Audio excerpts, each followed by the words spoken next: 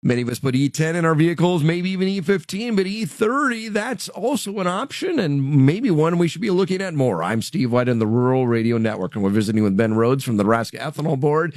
And you guys have been doing a study for a number of years, and you're kind of at the phase 2 part of this.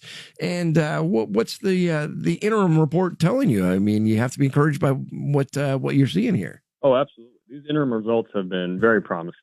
So we're about halfway through phase 2, collected data for about 18 months with another 12 months to go roughly.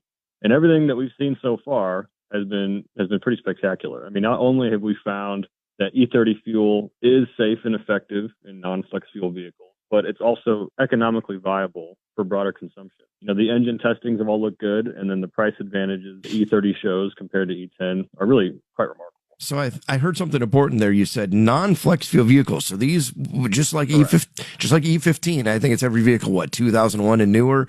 I mean, that's the same kind of scenario. And you're putting E30 in there and not having any issues. And in fact, maybe having some positive results. Absolutely. So yeah, currently E30 is only federally approved for flex fuel vehicles, but we have received special approval from the EPA to do this study. And obviously, the long-term goal is to be able to use E30 in all vehicles, not just flex fuels. So that's why we're testing it in about 100 different state of Nebraska non-flex fuels. And like I said, the results have been great. The cars have handled it just fine. And we've had cars from 2003 to 2023, and all the cars in that range have been doing great on E30, which is pretty cool. Different makes and models, different engine types. That's all part of it, right?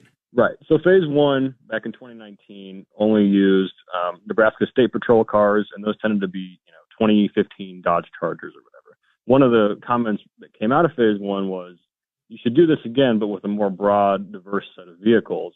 So this time we've got Jeeps, Fords, Chevys, Dodges. We've got 2003 to 2023. We've got sedans, vans, light-duty trucks, and pretty much everything in between in the light-duty fleet. And that diverse set of vehicles is really giving us a good cross-section of many more types of vehicles and engines that we did the first time. You know, and then when we talk about fuel efficiency, I know that's part of the equation, and I think that's something a lot of people have learned to talk about. But we also need to talk about the price advantage of higher ethanol blends when we're kind of having that conversation.